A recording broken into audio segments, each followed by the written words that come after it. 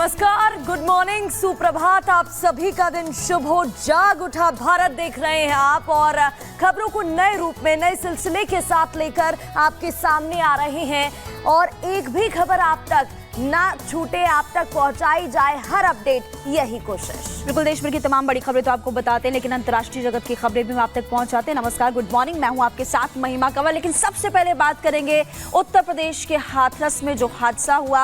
हादसा कहीं या हत्या, तमाम सवाल खड़े होते हैं। इस पूरे मामले को लेकर जांच पड़ताल तो होगी, लेकिन कुछ तस्वीरें आपको दिखाएंगे और अभी तक लोग परेशान हैं, उनको अपने नहीं मिल रहे हैं। ये तमाम तस्वीरें आपकी टीवी स्क्रीन पर। उत्तर प्रदेश के हाथरस में सत्संग के दौरान भगदड़ से मातम मच गया। अब तक 116 लोगों की मौत की पुष्टि हुई है। हालांकि प्रधानमंत्री मोदी ने भी हादसे पर दुख जताया। कुछ तस्वीरें इस वक्त आपकी टीवी स्क्रीन पर आपको लगातार दिखा रहे।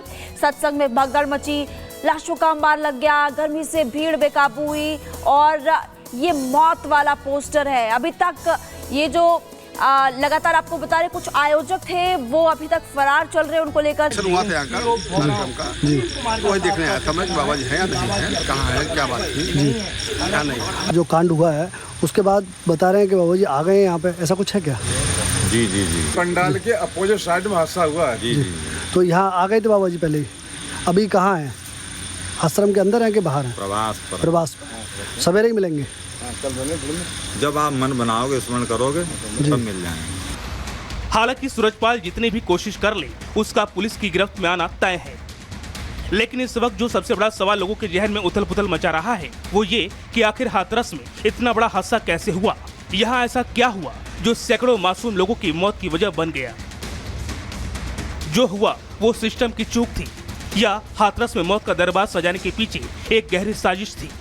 क्योंकि बाबा सूरजपाल के सत्संग को लेकर अब तक जो सच्चाई सामने आई है उसकी कड़ियों को जोड़े तो इस मनहूस घटना के पीछे कई सवाल मुंह बाए खड़े हैं, जिसकी शुरुआत मौत का निमंत्रण देने वाले इस पोस्टर से होती है।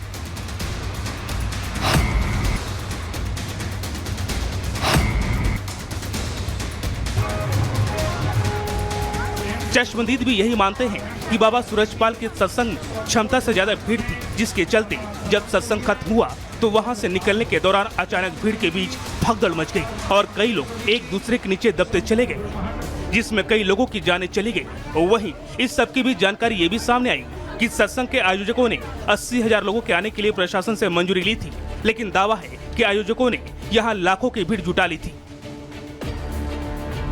लेकिन सवाल है, जब हजारों लोगों के आने का अनुमान था तो मौके पर 1 लाख लोग कैसे पहुंचे? मौके पर पुलिस की ड्यूटी लगी थी तो भीड़ के हिसाब से इंतजाम क्यों नहीं थी? भीड़ का अनुमान था तो क्यों रास्ता बेहद संकरा था? जब सत्संग का आयोजन था तो पंडाल में 3 घंटे बिजली क्यों नहीं थी?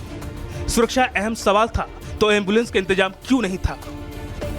जी हाँ, गर्मी और उमस भरी गर्मी के बीच ना तो बाबा सूरजपाल के पंडाल में किसी तरह का स्वस्थ इंतजाम किया गया था और ना ही सत्संग स्थल पर कोई एम्बुलेंस था, और इसकी तस्दीक इस हादसे के बाद वहां सामने आई तस्वीरों ने भी की।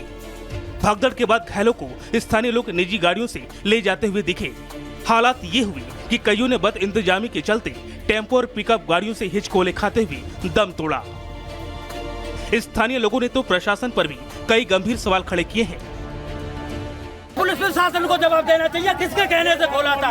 इसलिए ये सभी तो दुर्घटनाएं हुई है। बड़े बड़े वाहन उस जगह पर लगा दिए गए। पुलिस प्रशासन की गलती की वजह से ये सब हुआ है। पुलिस प्रशासन सिकंदर राव वाले को ये जवाब देना चाहिए। पुलिस प्रशासन की वजह से रोड पे घटना हुई है। पुलिस प्रशासन ने जो है मुस्तैदी से अपना काम नहीं किया है और उसकी वजह से पुलिस प्रशासन अभी इसी टाइम में, योगी जी अगर मेरी बात सुने हो, तुरंत पूरे स्टाफ को सस्पेंड किया जाए, नहीं हम लोग रोड पर उतर के सस्पेंड करेंगे।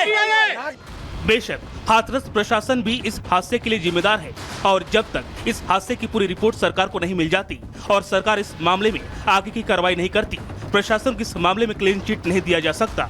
क्योंकि सत्संग की जो तस्वीरें सामने आई उसमें साफ देखा जा सकता है कि सत्संग स्थल के अंदर लोगों के बैठने के लिए जगह भी कम थी और वहाँ किसी तरह की कोई वैकल्पिक व्यवस्था न तो आयोजनकर्ताओं ने की थी और न प्रशासनिक अधिकारियों ने, वो भी तब जबकि आयोजन से पहले ही प्रशासन की आंख खोलने के लिए पूरा शहर पोस्टर से अटा पड़ा था।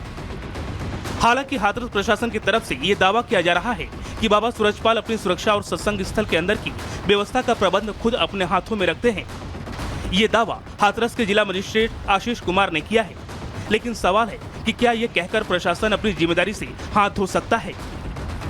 वहीं यूपी के सीएम योगी आदित्यनाथ ने इस हादसे को लेकर जो जानकारी दी है, उसके मुताबिक इस हादसे के लिए सबसे ज्यादा जिम्मेदार बाबा सूरजपाल ही है, क्योंकि सीएम योगी के मुताबिक तो बताते हैं कि जब सत्संग के प्रवचनकर्ता वहां से मंच से उतर रहे थे तो उनकी तरफ अचानक भक्तों की भीड़ उन्हें छूने के लिए उधर जा रही थी और सेवादारों के द्वारा रोकने पर यह हादसा वहां पर घटित हुआ।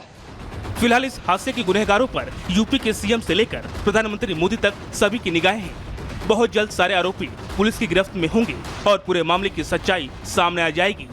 लेकिन सच यही है कि आस्था के नाम पर मौत की डुगडुगी बजाकर लोगों को मौत बांटने वाले इन बाबाओं पर लगाम लगाना इस वक्त की सबसे बड़ी जरूरत बन चुकी है। वरना यूं ही आखिर गुनाह के दलदल में फंसे बहरूपिया मासूम बच्चों, महिलाओं और लोगों को मौत बांटते रहेंगे और हर हादसे के बाद लोग ऐसी घटनाओं की पुनरावृत्ति तक चुप्पी साधे बैठे रहेंगे। Bureau report, Republic Bharat.